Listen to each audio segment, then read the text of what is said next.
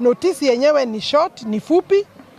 Waangalie vizuri ndio na mimi niweze kujitetea na kuambia wakili wangu hapa na hapa mimi niliendesha hivi, ndio wasifikirie kukimbia hapo kisiasa itanitisha.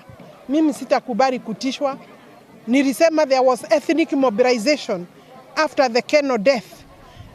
And I also said that during the burial of those 2 young men who died after the Keno incidents, there appeared to be ethnic mobilization, and we as leaders have to speak and to talk about it and must condemn, and I will continue to talk and to condemn.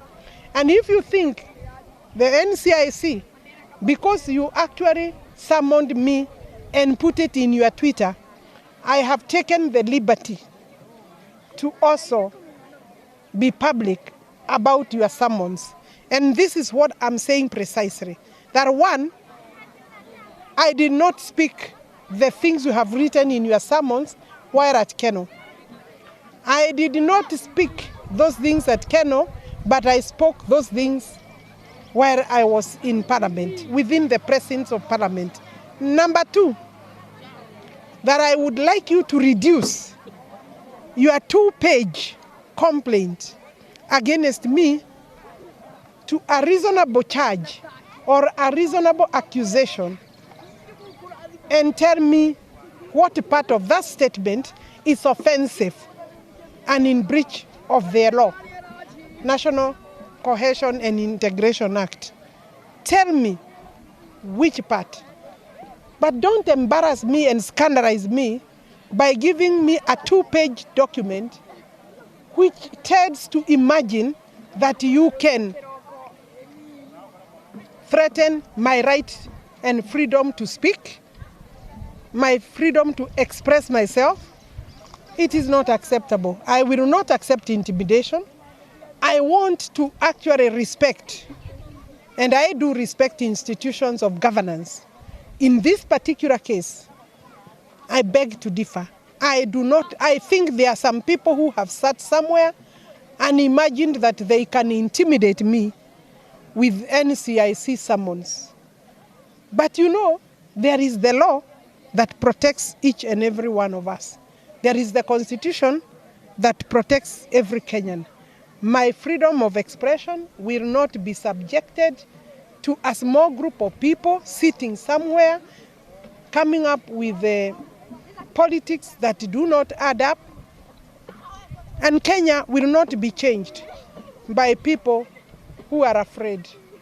This country will be changed by people who stand, speak the truth, and who stand in defense of the Constitution. I stand in defense of the law and in defense of the Constitution. Security was breached in Keno. In fact, in Keno, the security of the Deputy President was at stake.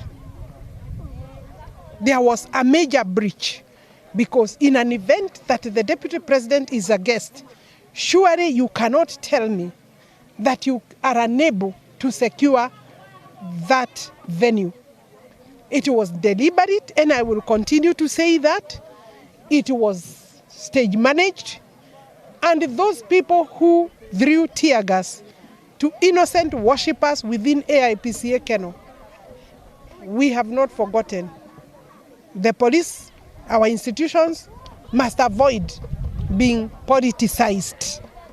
And therefore, with the greatest respect to national cohesion, I want to ask you to revise your letter and reduce it to charges, or reduce it to statements that I can be able to answer within the law, not from a political perspective. I want to answer you from a legal and constitutional perspective.